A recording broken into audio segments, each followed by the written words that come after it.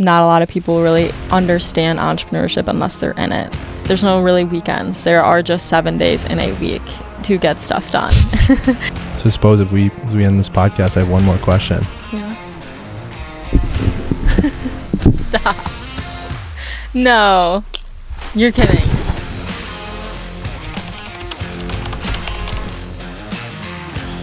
Welcome to Built from Scratch. On this show, I interview entrepreneurs under 30 to hear about the stories of their initial success.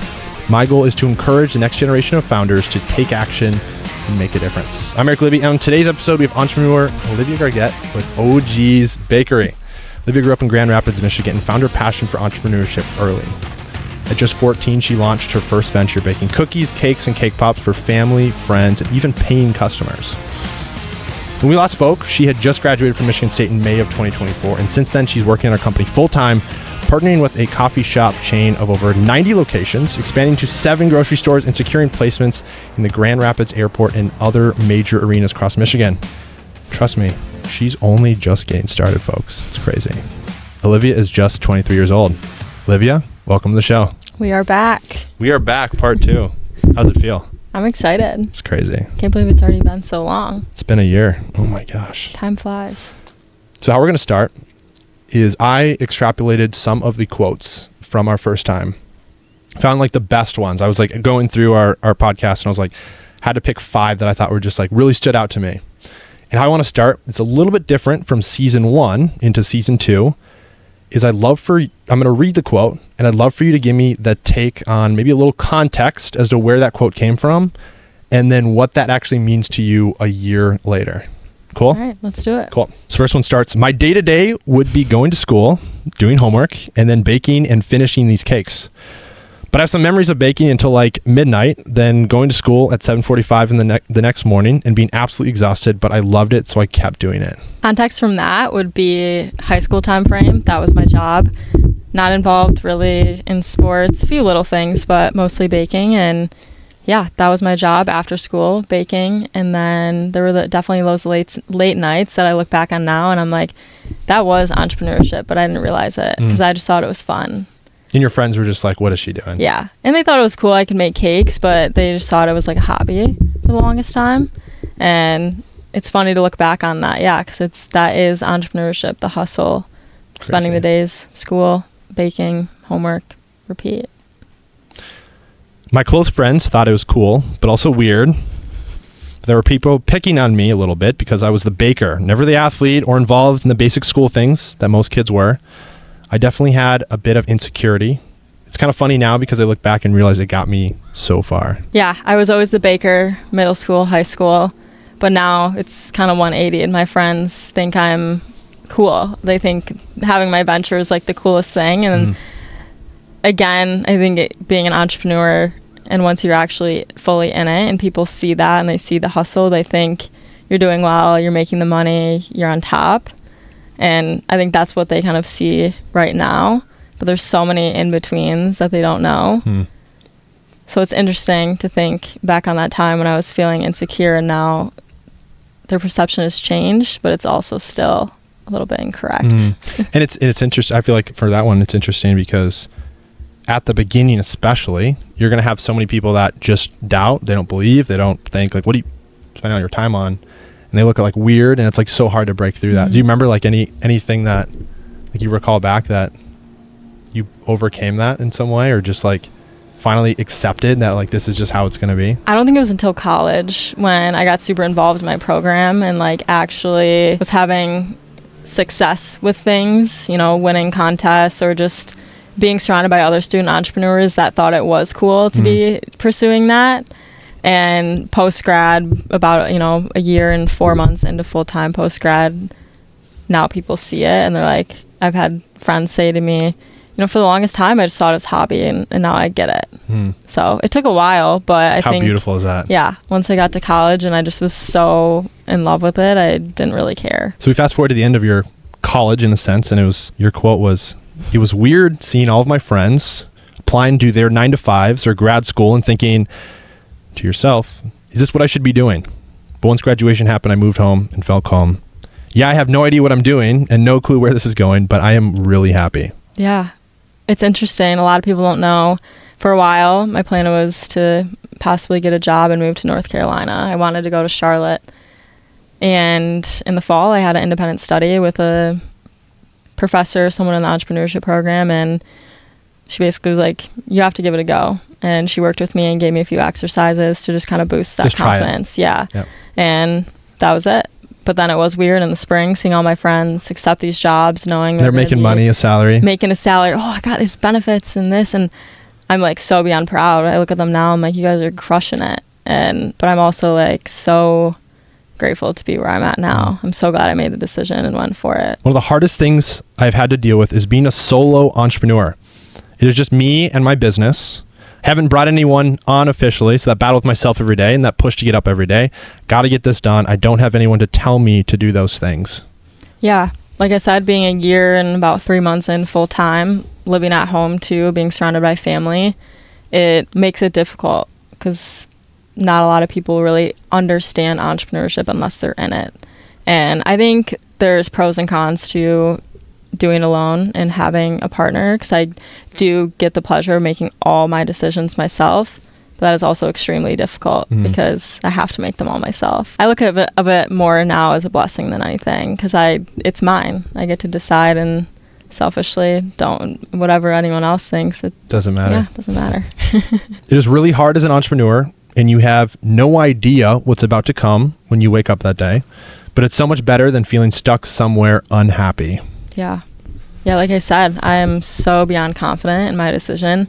And even on those days where I wouldn't say fully questioning, but on those hard days when you're like, oh, this sucks, like wake up the next day, refresh, restart. And it's like, I'm here. I want to do this. And I see other people in my life and I'm just like, I'm extremely happy for them, but that's not my path. And I'm very confident in that. What do you feel like out of entrepreneurship makes you the happiest? Why do you define it as happy? I think it's the freedom. And I think so many people think that freedom element is like monetary. It's like you have all the money, so you have the freedom. But I could wake up and do nothing tomorrow if I really wanted to. I don't have a boss to report to. And I think with that comes hand in hand with creativity. I really get to think outside the box, and being in the baking industry and there's art to it, like that is one of my favorite pieces, is the creativity. So it's limitless in that area. So I think that's why I feel fulfilled, because I'm getting to use my favorite parts about me every day, and there's no one telling me to or to not do. That was from episode 1. That's a year ago. Yeah. Wow. I was in such a different place back then. So if we fast forward to today, because I feel like as you have some banger quotes a year ago, but now I'm sure there's a lot more that has transpired in just a year of time. So going 2024, in that episode released in about October timeframe last year, September timeframe last year, to today, so we filmed this, it's August. What do you feel like is the biggest shift in your business since last time we spoke? Yeah, I would say the biggest shift has been the customers I'm targeting.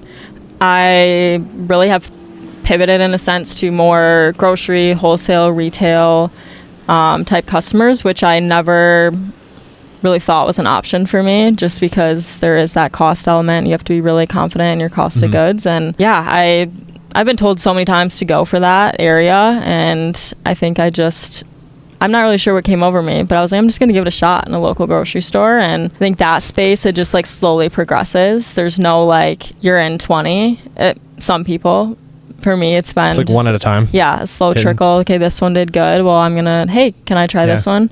And it's funny. I remember a couple of weeks ago, I went to all these grocery stores to just hand out samples, and they're all under the same umbrella. And the head guy after, I told him, I was like, these stores are interested, and he was like, we need to take it one store at a time. And I was just like, I just spent 5 hours going to all these stores, and they all told me they're interested, and now I have to slow down. Right so I'll be patient. And we got 2 stores out of that conversation, and if those go well, then hopefully 2 more. So I'd love to know, because I feel like it's really good for like those intro entrepreneurs who are just starting. They're like maybe having some success with their product, but they don't know like how to, all right, you're targeting wholesale or grocery stores. What do I even do to like make that first step? I'd love to know, I mean, you target one of these stores. How did you know that was the right one? And then also as a second question, what were you feeling the moment you went and pitched that first grocery store that you actually got? So let's start with How did you know that the grocery store was the actual customer? This is a great story. Well, to answer the first question,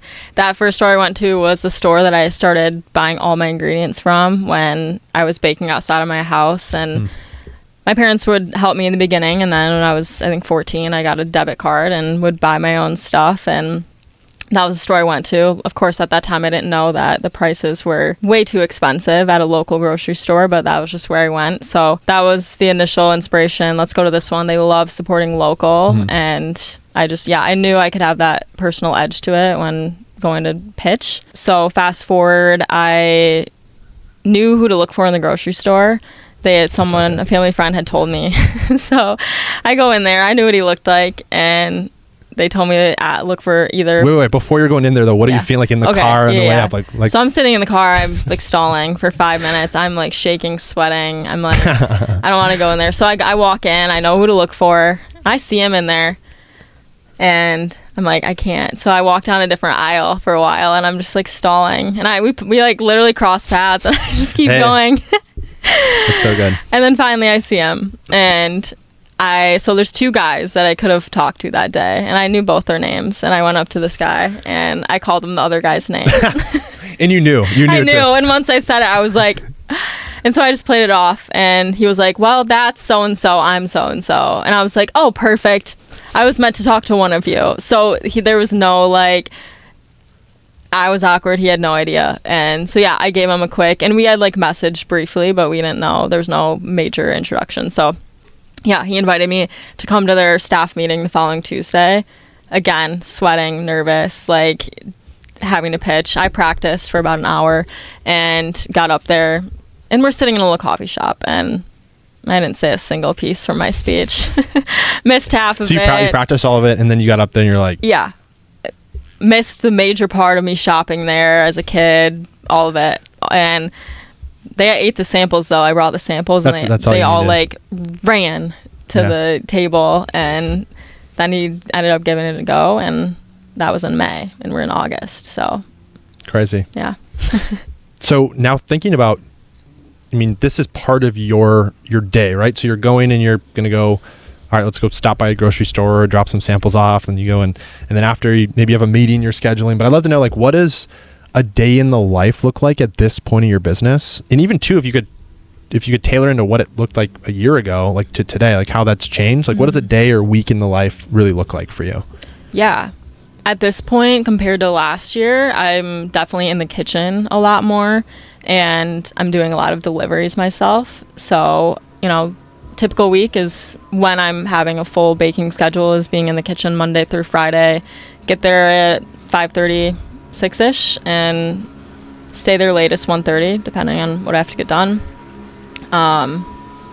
Like to get a good workout in. I feel like that's been a big difference from last year is prioritizing my fitness and health on that side. So that's always a daily thing to fit in. And then lastly, just the computer work and or deliveries is the second half of the day. So basically all the hats, marketing, the finance, the responding to customers, outreach when needed, and then baking. Also for our listeners, there's a great Kim K impersonation that Olivia did in one of her live.gargett, if you want to go take a look at that. That was great.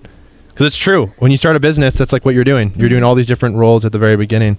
And you just have to. Like, there's no other options. It's like you look left and right as to like who's going to help you. And it's like, well, it's me again. Me, yeah. You have to do it. So now observing maybe how your days have changed, some of the things that you're working on, some of the successes you've had in this past year. Like, what have you observed about yourself, more of like a reflective of your greatest strengths right now? What are you doing very well? And then also, what are the things that you feel like are really holding you back from that next point, your weaknesses? I feel like right now in this season, my greatest strength has simply been just having faith in the process. I think there's been so many unknowns, so many ups and downs, question marks on like where to go next. So it's just that continuous pattern of like having faith even on those days when I'm super unsure. And what about on more of like a weakness side, would you say? What are the things that you feel like you're, maybe even a skill set that you feel like you could do much better at? Yeah, I definitely think pivoting like too much. Pivoting too much, getting distracted and like going from get an idea and then going to the next. Yeah, because I've been in a little bit of a season of unknowns, thinking, okay, this is it. This is what I'm going to work on. And then the following week having a new light bulb moment and switching too much. And I've definitely noticed it's good and bad. My creativity is flowing. I have the ideas, but I need to have the discipline to just like pick one and stay on it. And stay. And that will definitely slow me down if I don't take a hold of it. Curious more, and maybe this could be a weakness that you've dealt with, but if you could point to one thing in this past year that has been the biggest challenge, the thing that you feel like you've maybe not thing that you struggle with the most, but if there's one situation that you're like, that was the hardest thing I've had to go through in this past year. Yeah, honestly, when you say that, I think of a time not very long ago, a couple weeks ago in July, I'd had a 3-week period of just, and I don't like to throw these terms around, but like anxiety, heaviness, just like so unsure of what to work on, so many unknowns that I'm looking at in the next 12 months that I just had a little moment of like being stuck. Like every day I just didn't want to get up. I didn't want to go bake. I got home from baking, I looked at my computer, and I could barely even, it was like those simple tasks felt like I was climbing a mountain. You know, after the first week, I was like, next week will be better. It's just a weird week. Following week, same thing, maybe slightly better. Following week, improvement. And I think when I look back at that time, which look back, it wasn't that long ago, but reflecting on it, it's like I just proved to myself that I will get through those hard seasons, and they also don't last. Like, even if they are a year, like there is an end in sight, and I think the hard part is not knowing when end is. But then coming out of it, you're able to look back, and I'm like, okay, I made it through that. There's definitely going to be harder times than that moment, but I can make them through. And yeah, those 3 weeks shook me so much, probably the most I've ever been in my entrepreneurial journey. And not sure where it came from, but I got out of it and just have to keep moving forward after those. Do you feel like after those 3 weeks, now when you've had tough times, maybe it's a couple days, do you feel like because you've gone through that fire a little bit, now it's just like, okay, this is nothing? Yeah, I think it's just a simple, like, keep moving. Yeah. Like, that's always ingrained in my head. Like, and during that time I just had to keep going, and that's all you can do in those moments is to just push to keep moving, even if it's the little things. Like, the goals don't always have to be big, they can be small during that time. If you could go back this past year and think about, again, reflecting on all the things that you've done up to this point, is there any specific decision that you would take back or that you would redo if you had the opportunity, you faced that same situation again, and you'd go back and be like, I could have done that differently, or things would have been, and you never, like, you can connect the dots looking back and there's still a good situation today, but anything that you would have gone back and like, I could have adjusted that and things may have turned out better in that situation? That's hard, because looking back, it's like I know each of those situations happened for a reason. And the first thing that came to mind was like my first hire, and that going great for a while until it didn't. But I also don't want to say that I would have wanted that to go differently, because I learned so much for the next one.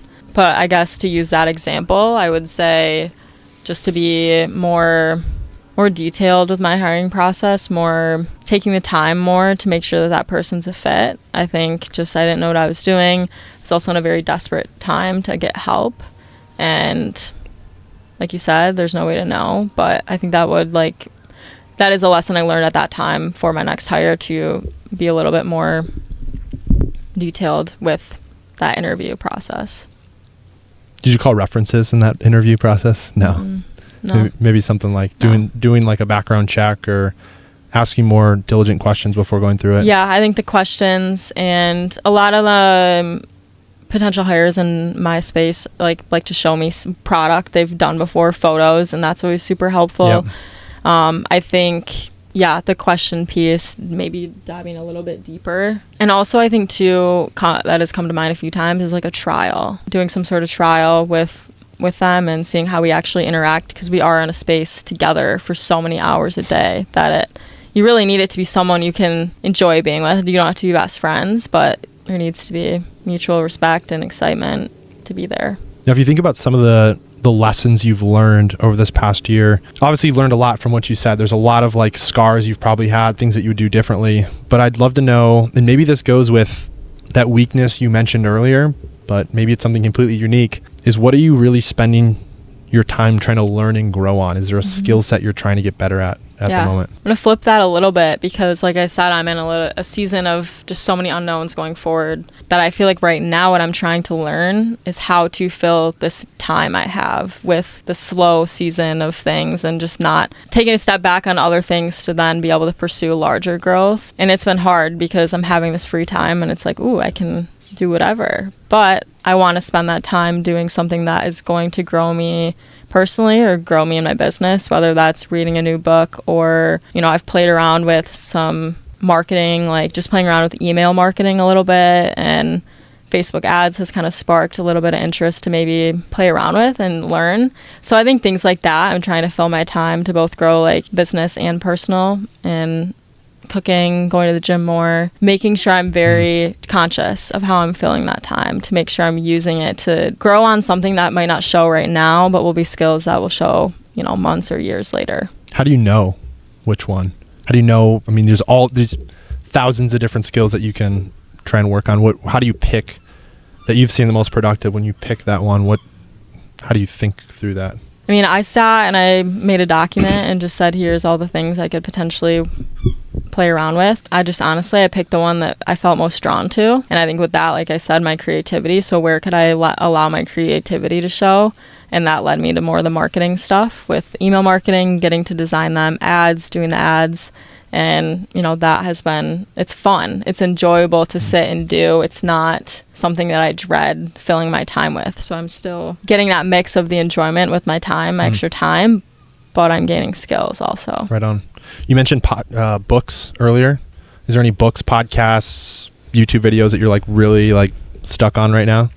Alex and Layla Hormozi, 100%. Come on. Yeah. Every day when I drive, because I have a 40-minute drive to my kitchen, I'm hoping that they have a new podcast out there that I can hop on. Also, newly too, Diary of a CEO. That's been a new one that I've taken interest in. So any of the business ones I like, and it's interesting because I used to not listen to a lot of podcasts, but now I'm obsessed with them. Right on. So Alex, Layla, and then Diary of a CEO is Stephen Bartlett. Is there any other entrepreneurs that you're following now that you're like, maybe even if it's kind of like I kind of want to be like them someday? I don't know if it's a specific person, but it's more just I have a lot of like bakery brands and companies that I've followed since I started baking that check in and see, what have they been posting? What have they been promoting? Are they keeping up with trends? Are they doing something unique that I maybe want to try? And that's always fun because those are people I like aspire to be and like have a brand that size. So one thing we didn't do in the first season of the show is go into the mind of the entrepreneur. And I think it's really important. Like one thing that I've learned for my business is like how important it is to just have a rock solid mind. And like, it's sometimes interesting to hear what entrepreneurs have to say about like the beliefs they have about the world. Cause there's some are like have a vendetta against something. They were told they weren't good enough as a kid, or just like want to have a passion or a mission behind something. So I'd love to transition into more like philosophy on that you have about life, and one of them that's a big question to start with, but I think it's a important one, is if you fast forward to the end of your life, Olivia, and you knew that you won, like you accomplished whatever you set out to do, and you felt you would be fulfilled, what would you have done in this life? I think number one is creating a brand that it's fully mine. Like I started from the ground up, which is what I'm doing now, of course, but getting to that point where it's bigger, it's a known food brand, bakery brand. And I think a lot of entrepreneurs feel this way. It's like you want it to be yours. And I want to know that I put like all that sweat and tears into it being mine. And at this point, I don't feel like I'm super headstrong on like, I want it to be, I want to be making this much money. I want it to sell it for this much. The money doesn't really scream at me as much. I think it's more just being able to say like, I created something that I was able to pay myself enough to just like live. I think that'll be like the coolest feeling, because seeing, my friends and family working and making a salary and able to live on their own and pay for things, I think that'll be a moment of like, we got there. We're doing it. And you're doing it on your own. Yeah. So when you think about our purpose on this earth, and as people, almost like I don't know if necessarily it's like what we should be doing, but like we're all created with such unique talents and treasures, and it's like as a civilization, and maybe it's not maybe it's not like being a business owner or like having a job or something, but what do you It's like, what do you feel our purpose on this earth is? More like a philosophical question. Well, first, I think the cool thing about that is like everyone has their own unique purpose. Like God put everyone on this earth with the knowing like this person's purpose is this and this person is that. And that might be where people struggle a lot, or I know it's where people struggle. It's because they're questioning what my purpose is. What is my purpose on this earth? How do you feel like you came to that philosophy? Probably just also questioning my purpose for a while. Asking questions. Yeah.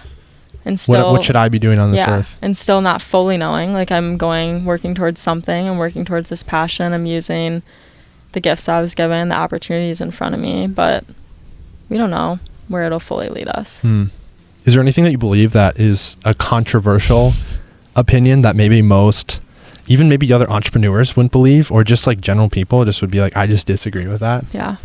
The first one that comes to mind, I think, I would say most entrepreneurs would be on board with, but to others and to maybe just something, not that I've struggled with, but that I've noticed because I've made this shift is like weekends.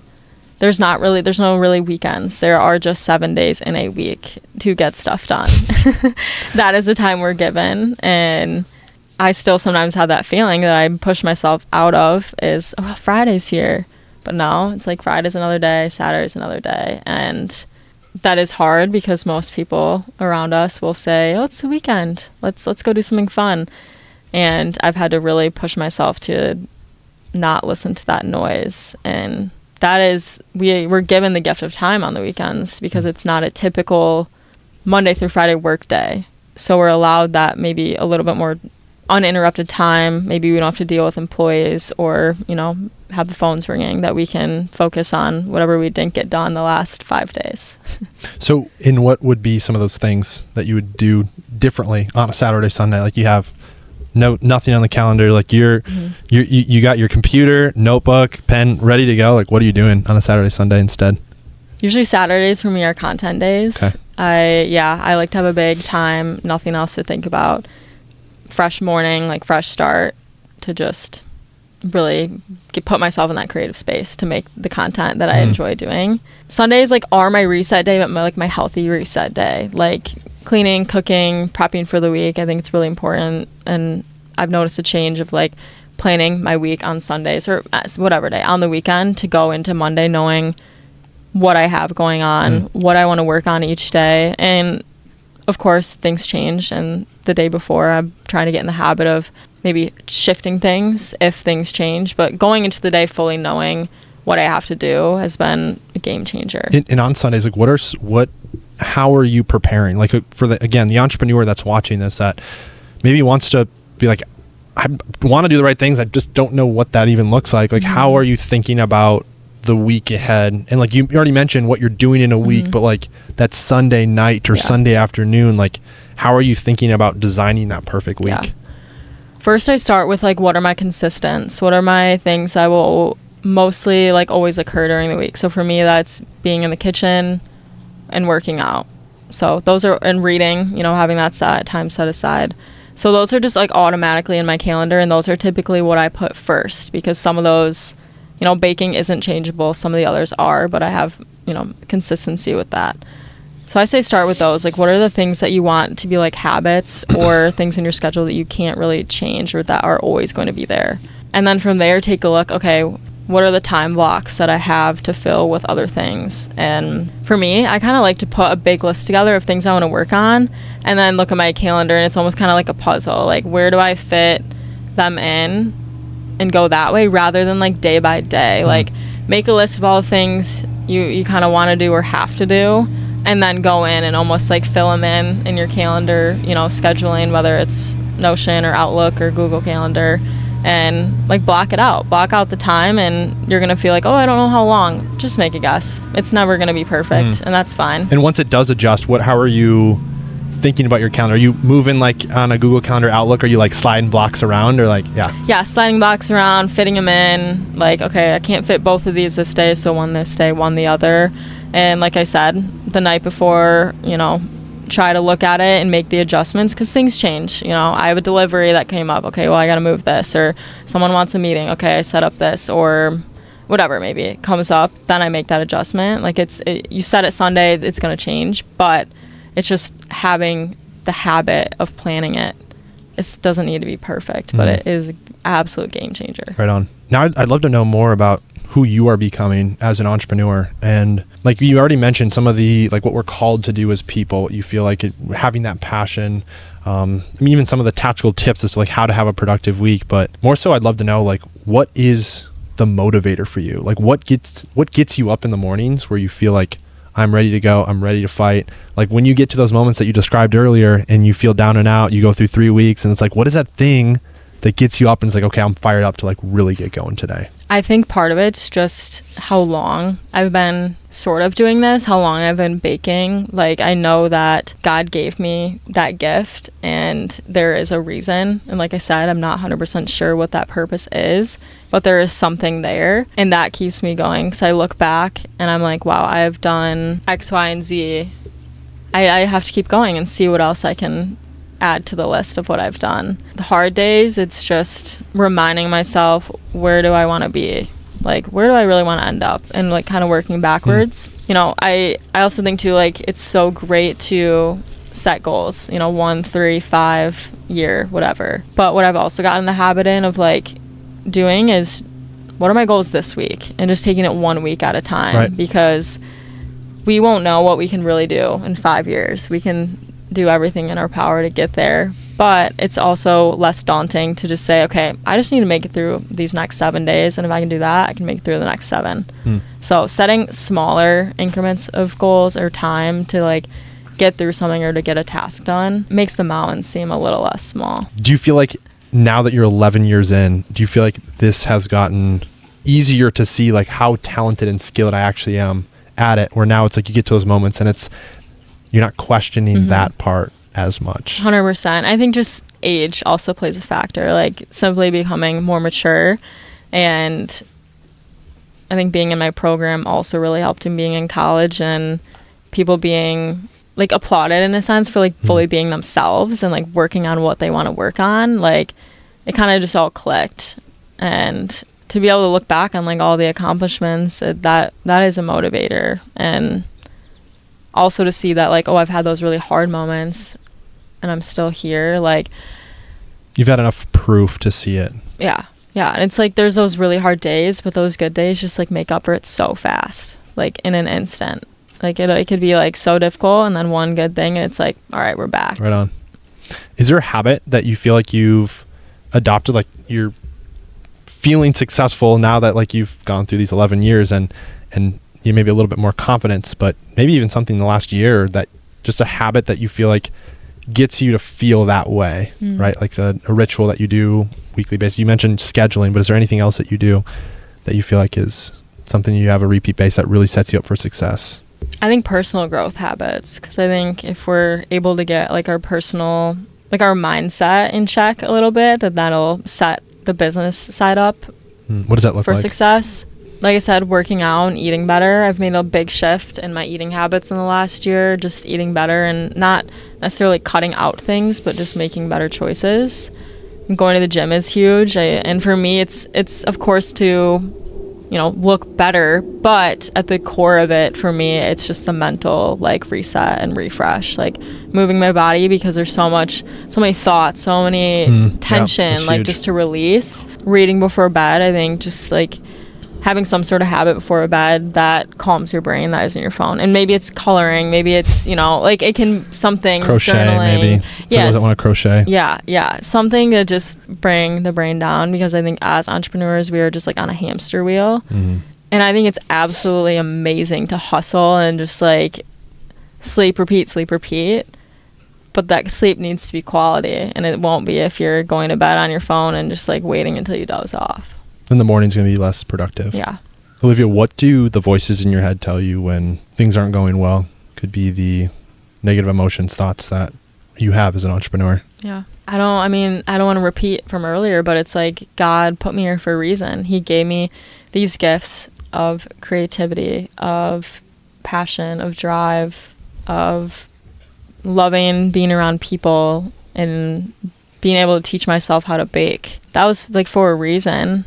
And it's like at the core of that, like I want to see that through. And maybe at the end it fails, but it's still a freeing feeling to know like there was nothing left on the table. Like I gave it all.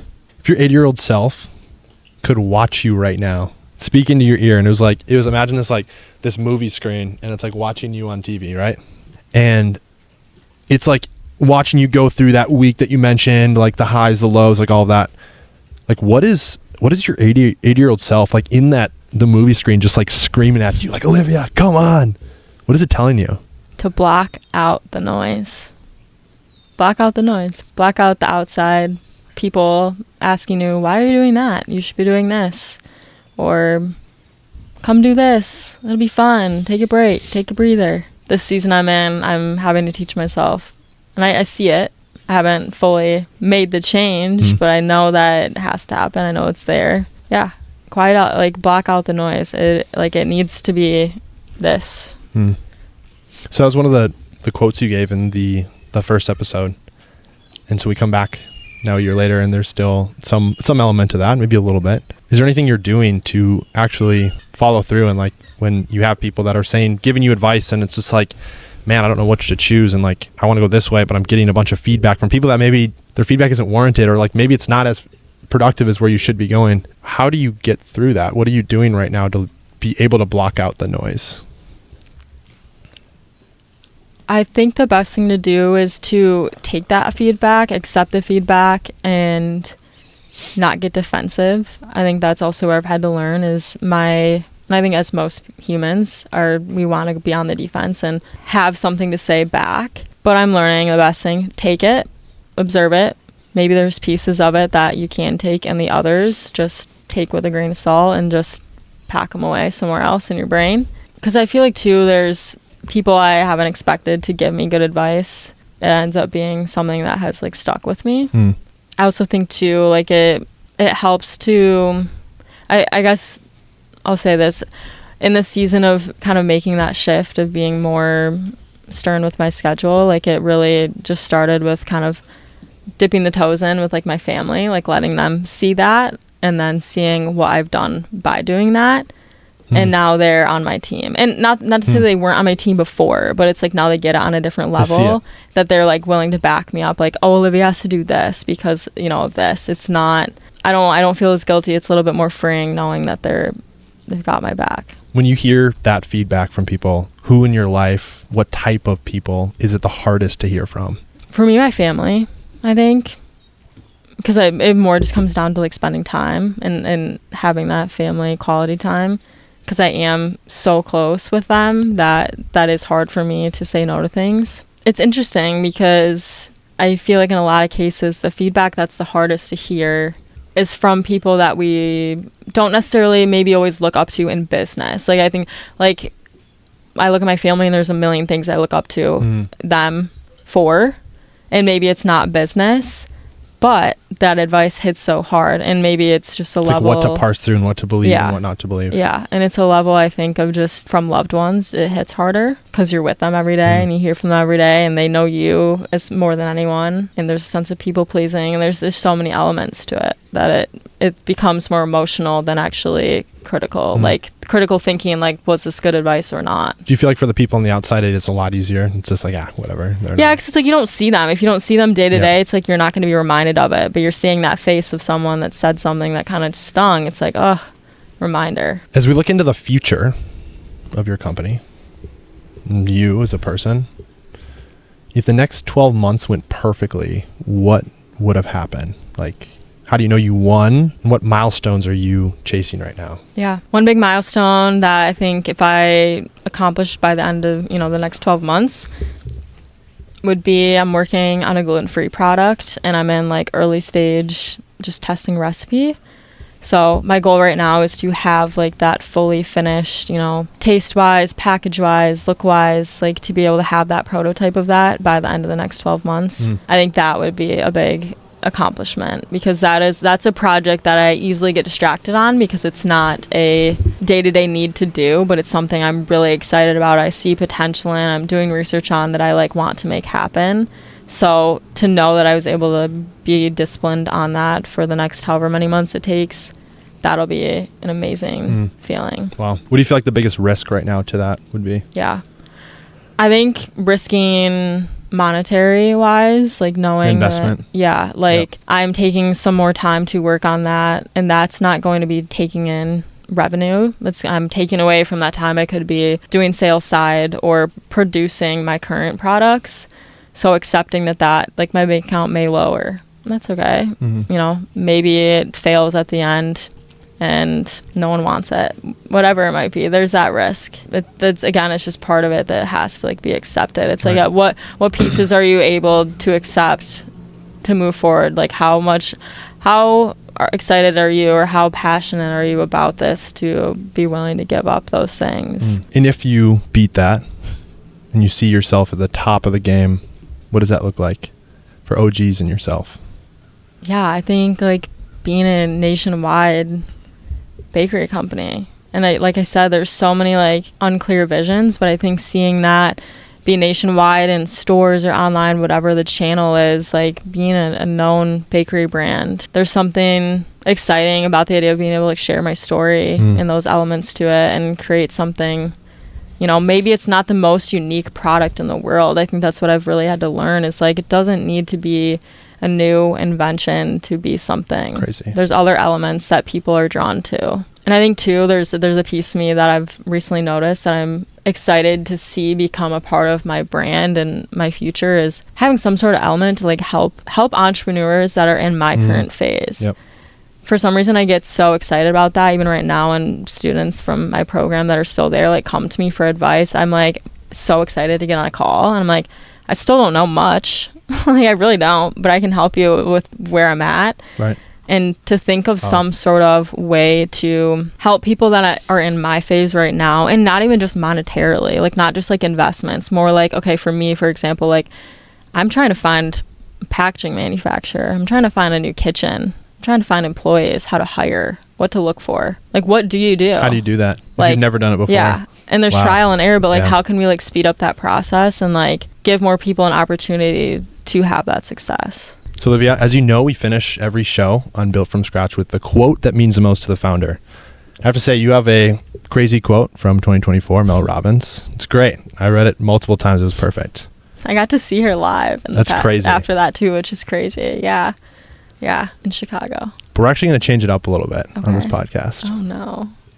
Because today's a very special day. Okay. August 18th of 2025 marks 1 year to the day that we filmed our first podcast together. Really? What started as a podcast turned into text message back and forth, turned into bi-weekly FaceTime calls, and was setting the foundation for such a powerful relationship. That's so cool. Even from the very start, what I think I've loved is being able to have Christ at the center, even before with our friendship. I remember back in October of last year, we decided to take on Proverbs together. It was a beautiful thing. We read Proverbs 1 through 31. I told you at the end of that time, this is well before any sort of relationship started, is I told you when reading Proverbs 31, the wife of noble character, that I see you as that woman. I see you as the person that loves her community, that gets up and works hard and does all these things well before. You fast forward to February of this year. I prayed so hard about this. I thought there was something special about you. I just knew it. I don't know why, but I just knew it. And I remember going there, and I had tears in my eyes as I'm going to come see you for the first time, praying to God, if it's meant to be, show me. If it's not, take her away from me. This is not meant to be. I remember coming in to your aunt's condo in Marco Island, and you coming down those stairs. You come around that corner, and it still today flashes like a slow motion picture in my mind. And I hugged you. It was like the spiritual energy transfer. I can't understand. I don't get it, but I felt it. By the end of our time, I told you that you've changed me, that I loved you, that I would marry you someday. And I feel those emotions even stronger today. We've built something so powerful. So I suppose as we end this podcast, I have one more question. Yeah. Stop. No. You're kidding. I'm not kidding. Are you serious? Will you marry me? Are you freaking serious? So serious. I love you so much, and I want to spend the rest of my life with you.